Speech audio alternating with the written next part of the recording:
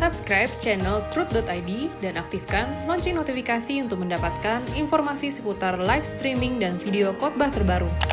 Posisi tombol subscribe berada di kanan atas channel kami dan jangan lupa nyalakan loncengnya.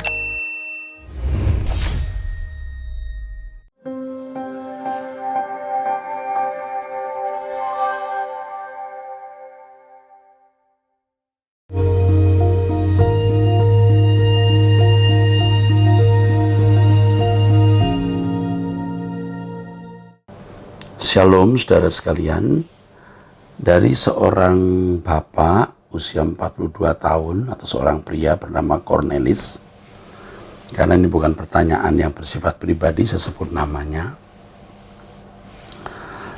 dari Bogor, ya, status sudah menikah. Saya ingin bertanya tentang buku Urantia. Bagaimana menurut Bapak?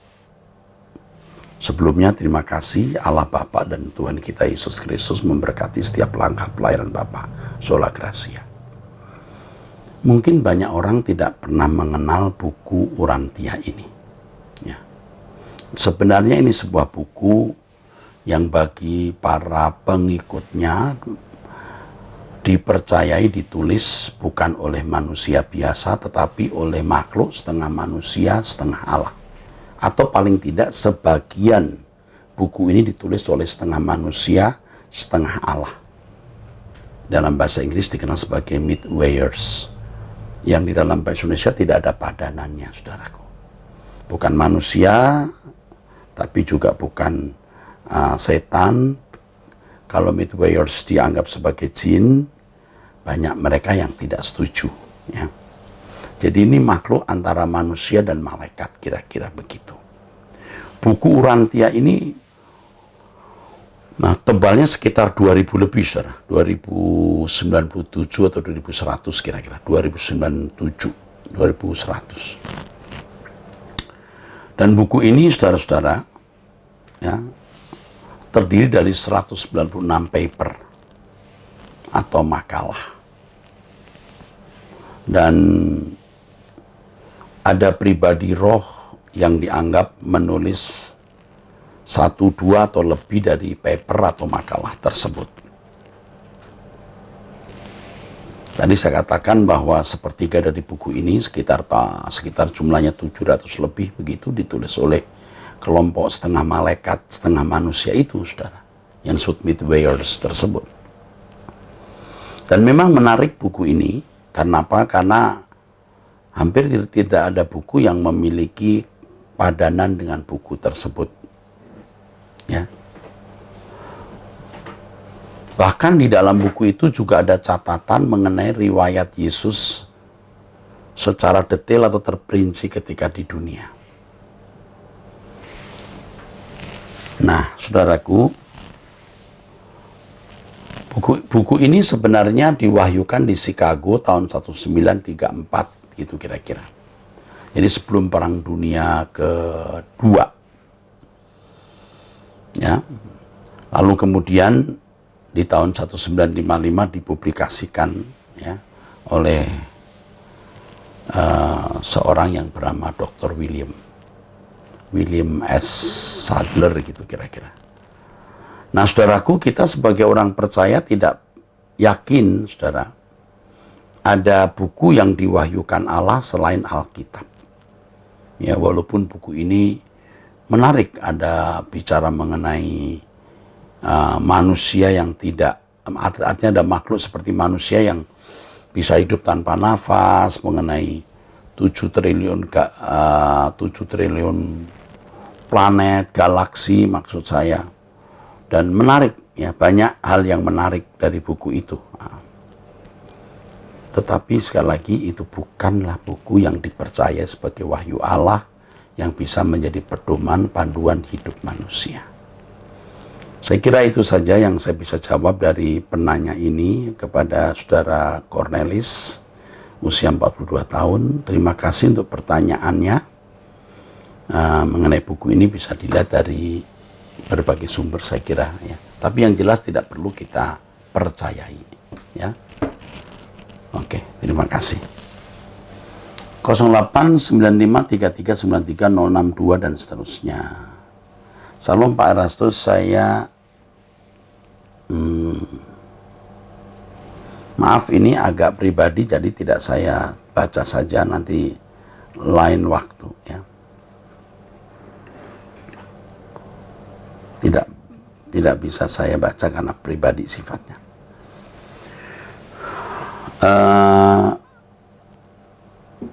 Ini ada pertanyaan, ini juga bukan dari Indonesia, ini di luar negeri nih, yang nomornya 9468 dan seterusnya ya. Betul ya? Ini pokoknya di luar negeri ini. Shalom, selamat sore Bapak, saya mengucapkan banyak terima kasih atas jawabannya. Oh, dia pernah menanyakan di ABAM. Maaf Bapak, apa boleh saya tanya LG? Ini masalah teman saya. Ya. Tanya lagi. Oh, sorry. Saya mau tanya lagi. Ini masalah teman saya. Teman saya itu adiknya meninggal kecelakaan 1 hari koma, malamnya langsung meninggal. Adiknya meninggal kecelakaan 1 hari koma, malamnya meninggal. Teman saya itu tidak percaya, apalagi orang tuanya. Ya, malah orang tuanya itu mau marah sama Tuhan, seakan-akan Tuhan tidak adil. Saya cuma bisa nasihati, hidup itu tragis. Kita serahkan kepada Tuhan. Dan kita lebih sungguh-sungguh lagi untuk hidup berkenan di hadapan Bapak, berkemas-kemas pulang. Teman saya ini cekcok sama iparnya. Ya, cekcok sama iparnya. Gara-gara kamu adikku meninggal. Iparnya itu perempuan. Selagi suaminya masih hidup selalu banyak menuntut, banyak minta. Dan mamanya teman saya ini selalu membela menantunya. Padahal menantunya itu selalu minta uang. Bukannya ngasih uang malah minta, padahal mertuanya orang nggak mampu. Dan sekarang teman saya sama iparnya saling adu mulut gara-gara adiknya meninggal. Terlalu cepat dan usia yang masih muda. Tapi saya selalu bilang sama teman saya, doakan iparmu, ampuni dia, apapun yang terjadi semua kehendak Tuhan. Tuhan yang memberi, Tuhan yang mengambil, nggak usah saling menyalahkan. Ini suara kebenaran banget ini ya. Saya anjurkan diam dan diam. Ampuni saja apapun yang dia lakukan walaupun itu menyakitkan. Yang jadi pertanyaan teman saya, apa adiknya meninggal kehendak Tuhan, apa dibuat tumbal? Terus kenapa mertuanya itu nurut saja sama menantunya, apapun yang mantunya minta dikasih. Menantunya nyuruh apa saja, mertuanya nurut. Kata teman saya, apa iparnya pakai pelet? Iparnya ini gede gengsi, gede. Iparnya ini gede gengsi. Ya. Maunya hidup wah, tapi kenyataannya hidup pas-pasan. Makanya banyak nunut sama suami dan mertuanya. Saya yang selalu diajak curhat hanya bisa bilang ampuni dan serahkan sama Tuhan. Mari kita berkemas-kemas pulang. Jadi sekarang ini antara ibu anak menantu lagi tidak baik hubungan yang gara-gara adik yang meninggal secara mendadak. Maaf ya Pak, berkepanjangan. Saya harus bagaimana Pak? Kalau secara rohani saya kurang paham, tapi saya mau belajar apa yang Bapak ajarkan. Saya kadang kasihan mereka Kristen dari kecil tapi duniawi di pikiran. Sekali lagi maaf kepanjangan. Terima kasih Pak. Tuhan berkati Bapak sekeluarga. Doa saya buat Bapak selalu. Saya sadar tidak ada orang yang bisa mengerti saya, tapi kadang orang banyak curhat sama saya. Yang saya jawab ya tinggal ke dunia, ya tinggalkan dunia, mari kita pulang LP3 itu saja. Aduh, ini siapa sih? Tidak disebutkan namanya ya.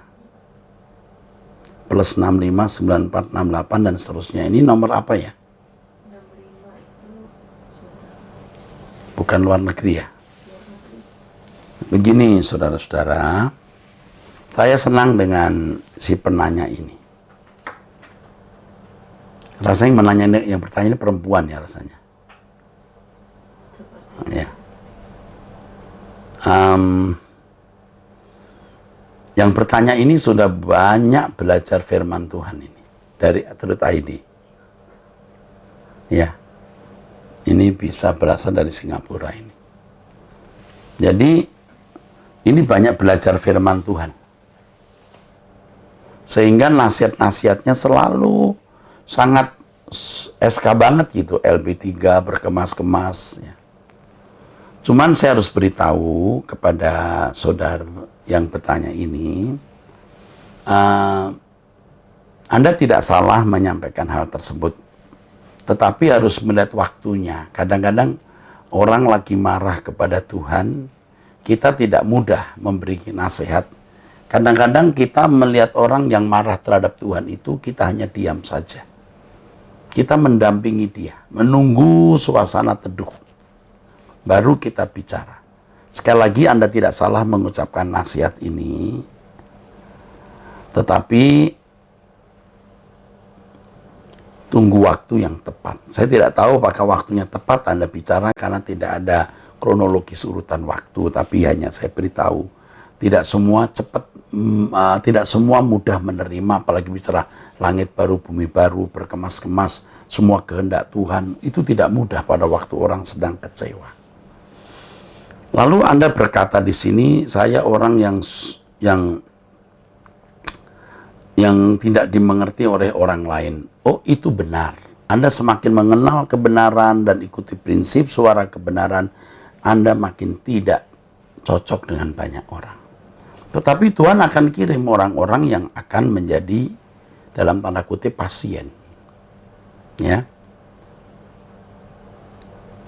Dan saudara, seperti juga yang lain, pecinta suara kebenaran pasti diberi proyek-proyek oleh Tuhan semacam ini, yang membuat seseorang memberkati orang lain.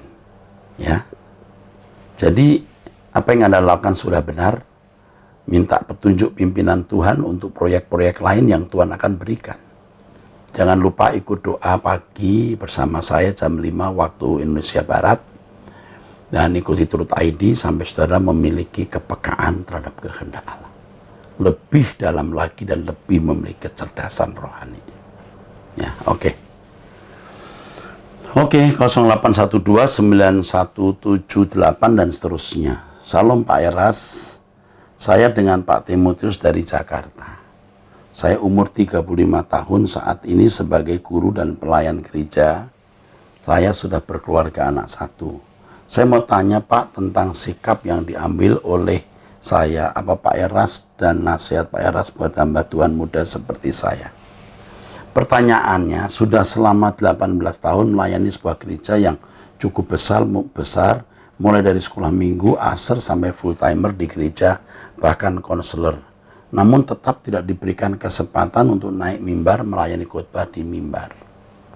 Padahal kalau di daerah-daerah sudah melayani dari khotbah sampai semua pelayanan diakonia gereja.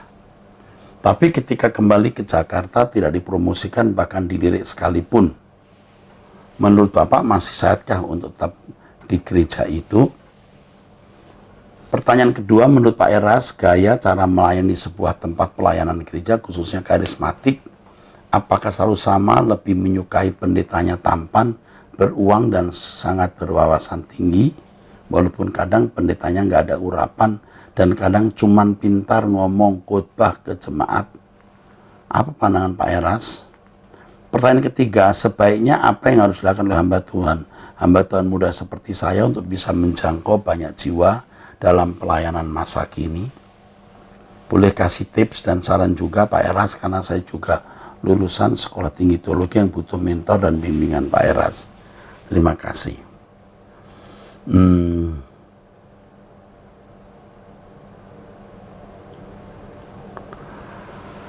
Yang pertama,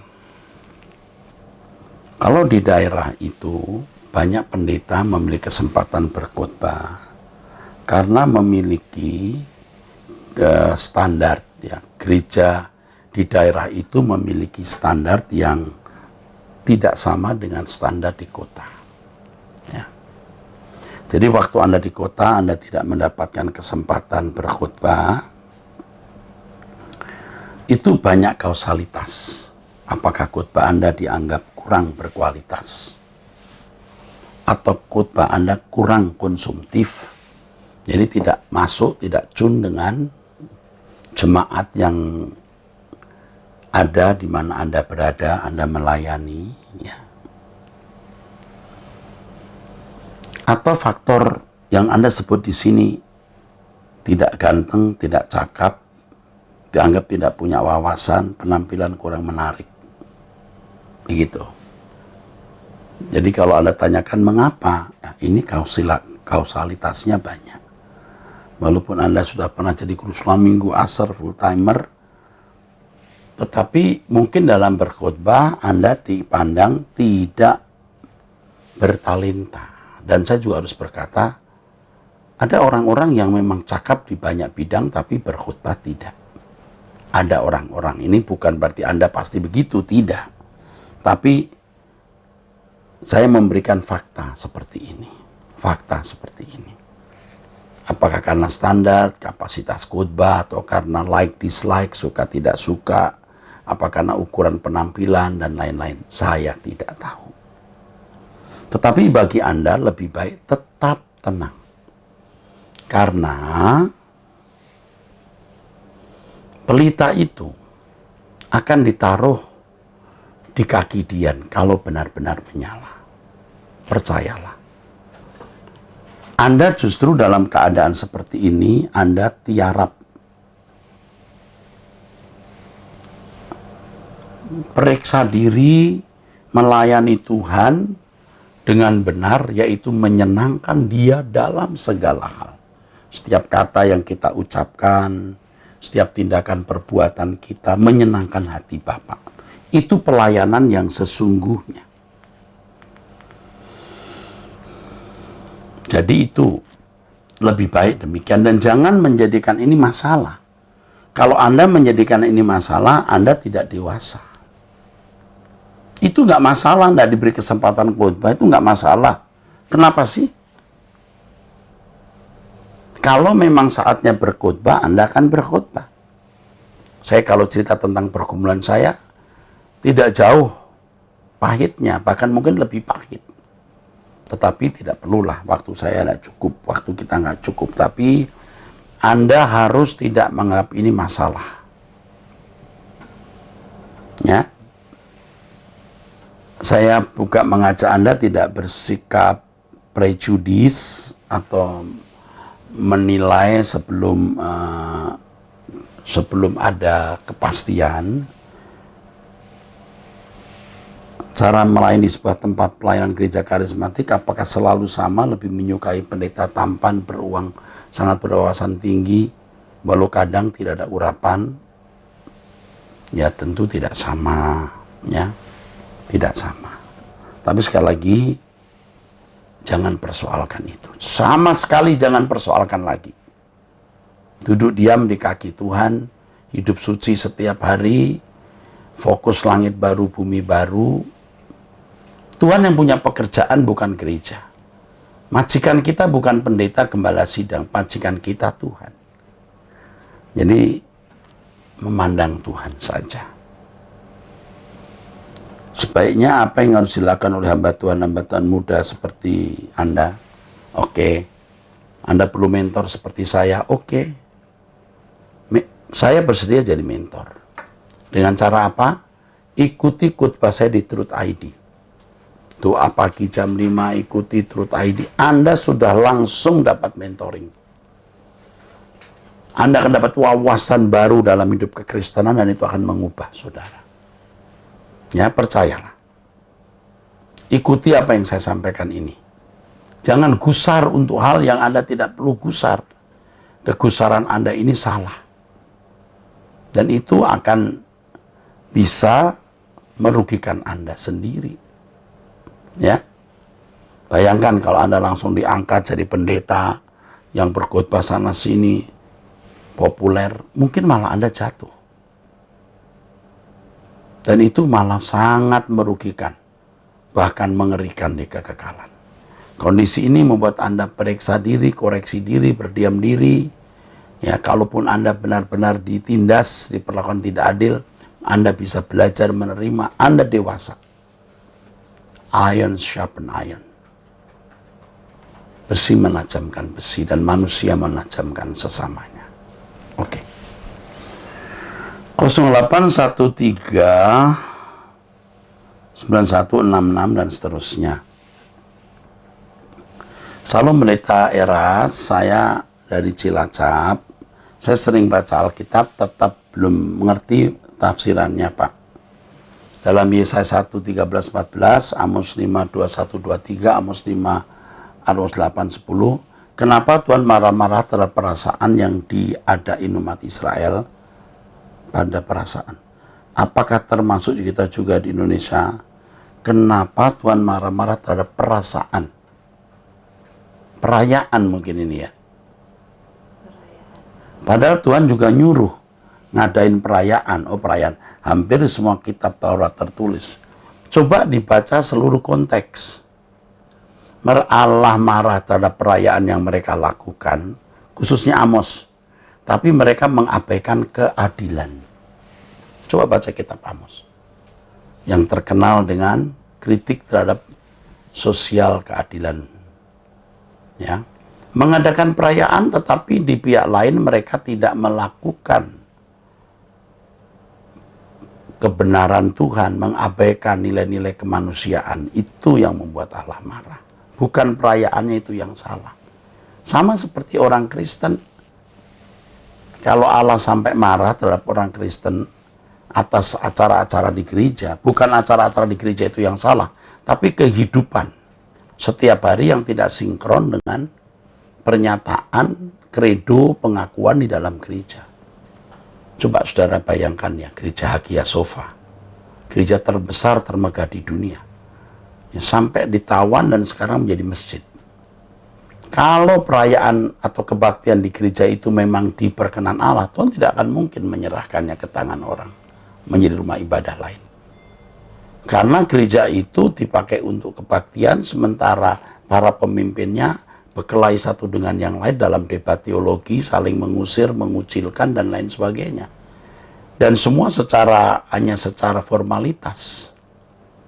Kaus kedudukan, gila hormat, begitu kira-kira. Ya. Yang jelas kebaktian atau perayaan jika tidak disertai maksud Allah menciptakan manusia itu celaka. Ya. Celaka sekali. Oke, saya kira itu saja, ayat-ayatnya tidak perlu saya baca, tapi cukup itu penjelasan saya.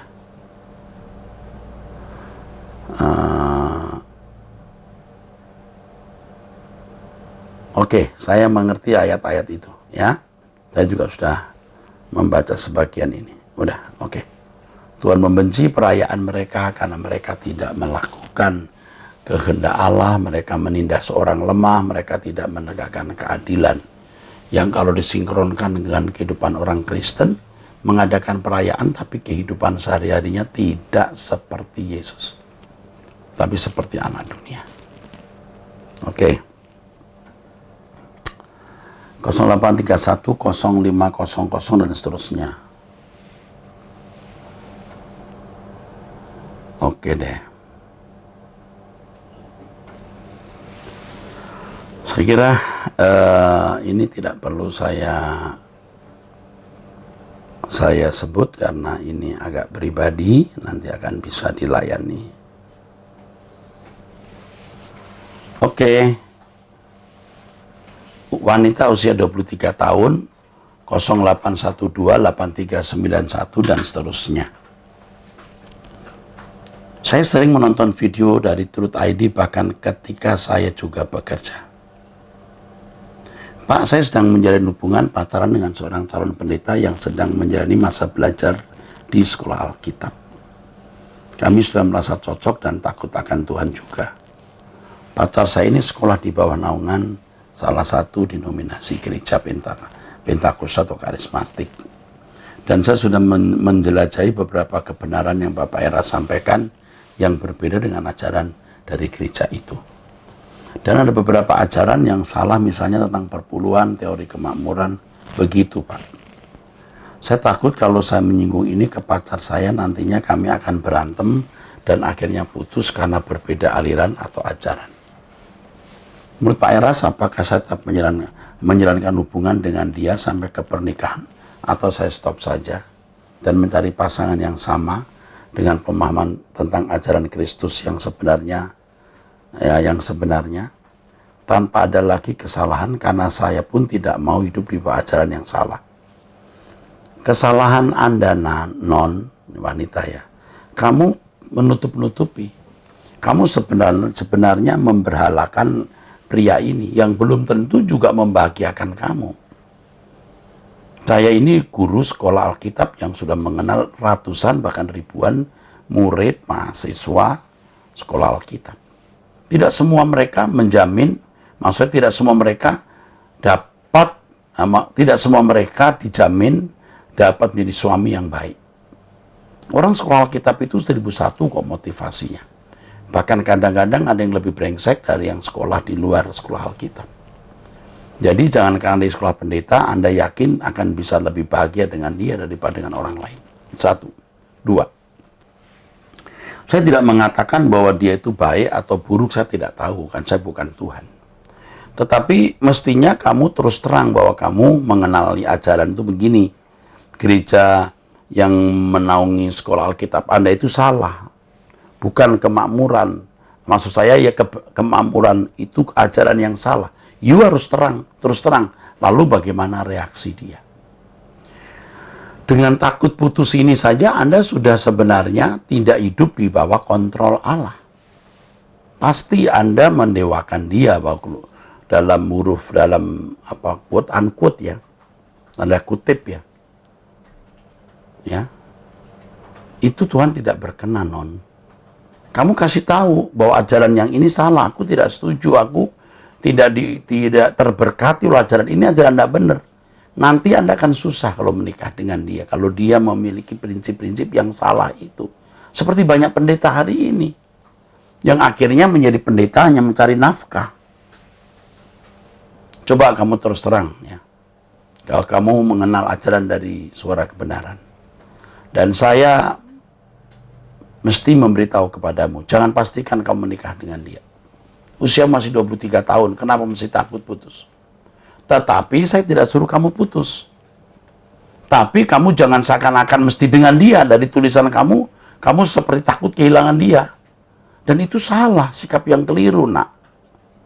Ya, jangan teruskan dengan sikap yang salah ini. Ya, kamu melukai Tuhan dengan sikap ini. Tuhan bisa memberikan kamu jodoh yang jauh lebih baik dari dia. Tapi saya nggak katakan dia tidak baik loh. Sama-sama tidak tahu, bukan? Saya kira itu saja. Gumuli lagi dalam doa. Terima kasih. 08785556 dan seterusnya. Salam sejahtera, saya ibu. Oke, wanita maksudnya. Pak, sekarang saya ada di suatu permintaan tolong dan pertanyaan, tapi sebelumnya saya bercerita terlebih dulu. Sepupu saya laki-laki sudah dibaptis di Rehoboth, tinggal di satu tempat dan ibadah di gereja Rehoboth, itu cabang GSKI. Nah, tapi cabang ini sekarang sudah bukan Rehoboth, sudah mandiri. Jadi yang namanya Rehoboth itu hanya di Arta Gading. Ya, dan di Perdatam, karena memang asal mula Rehoboth di Perdatam. Jadi GSKI Rehoboth Arta Gading itu satu-satunya, dan yang kedua itu di Perdatam. Itu karena dari sanalah Rehoboth pertama ada. Oke. Pemberkatan nikah juga di Rehoboth sepupu ini. Istrinya juga dibaptis di Rehoboth, mempunyai anak di tahun 2013. Namun Pak, sangat sedih. Sepupu saya di tahun 2014 meninggal mendadak, ada gagal jantung pada umur 35 tahun. Dan pada tahun 2019 yang lalu ternyata istrinya juga meninggal umur 36 tahun. Pak, sungguh sedih sekali keluarga besar kami, sehingga akhirnya anaknya sekarang anak tersebut berumur 7 tahun lebih. ya. Yatim piatu dirawat, dibesarkan oleh omanya, ibu dari sepupu saya, yaitu tante yang sudah berumur 67 tahun. Pada mulanya kami keluarga menyarankan agar cucunya dibawa ke panti asuhan Kristen agar terpelihara dan terdidik dengan baik agar omanya tidak kerepotan menjaga merawat cucunya. Mengingat usianya tidak muda lagi, tapi omanya bersikeras menginginkan merawat sendiri yang hanya berpenghasilan dari jualan di kantin sekolah dan sekarang di gereja itu. Dan sekarang tinggal di sekitar gereja itu. Dan dalam keadaan saat ini sekolah tutup dan tidak ada penghasilan sama sekali.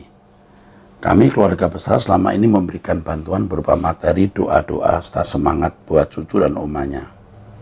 Omanya sejak muda memang ke gereja lain, bukan Rehoboth. Ada sedikit bantuan dari gereja itu. Dan dari RT RW sekolah yang omanya berjualan. Pertanyaan saya, dan ini juga menjadi pertanyaan semua keluarga kami adalah, mengapa Tuhan Yesus menghadirkan anak tersebut ke dunia? Apakah Tuhan memiliki rencana lain? Oke. Saya tidak bisa menjawab mengapa begitu. Pertanyaan tolong saya adalah, kiranya GSKI ada sedikit perhatian. Oh, tidak usah sedikit perhatian. Saya akan memperhatikan. Jika mau mengetahui keadaan tante saya, oke, ini nomor teleponnya. Akan dihubungi hari ini juga. Saat ini, saat saya membaca tulisan ini, saya langsung suruh hubungi. Dan saya akan membantu. Kalau anak ini misalnya ya perlu diserahkan ke kami, saya terima. Tapi kalau masih diikut omanya, saya akan kontrol dari jauh. Maksudnya staf saya kontrol dan menjamin semua. Artinya sekolahnya, sampai nanti dia kuliah. Kalau memang orang tuanya adalah jemaat Rehoboth dan tidak mampu, ya, saya bertanggung jawab. Ya, kalau orang tua memang jemaat Rehoboth dan anaknya ini begini, saya akan mengambil alih semua tanggung jawab orang tuanya. Saya artinya seluruh jajaran saya, mungkin saya tidak langsung. Saya punya staf yang khusus menangani hal ini. Ya. Hari ini juga, kata hari ini hari saya membaca ini, yang Abam ini akan dibaca beberapa hari atau beberapa minggu setelah saya baca. Jadi setelah waktu Anda mendengar suara saya ini, anak itu sudah saya perhatikan, omanya sudah saya hubungi. Ya, terima kasih, Tuhan memberkati.